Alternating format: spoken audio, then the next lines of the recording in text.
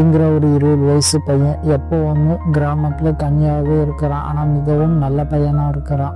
ஒரு நாள் ஒரு பொம்பளை தன்னுடைய பையில நகையை காணும்னு சொல்லிட்டு கத்திக்கிட்டு ஓடி வரா. ரவி தான் எடுத்திருப்பான்ட்டு எல்லாரும் சொல்கிறாங்க.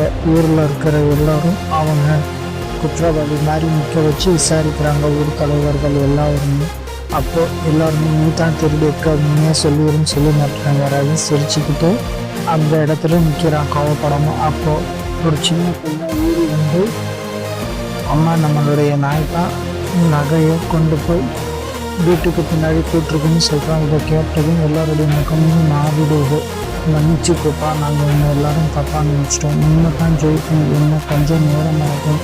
ஒருத்தருடைய மதிப்பு, ஒருத்தருடைய உடை நகை பாதனையை வச்சு அவருடைய திறமையை நீங்கள் விட போடாதீங்கன்னு சொல்கிறான். எப்போதுமே உண்மை தான்.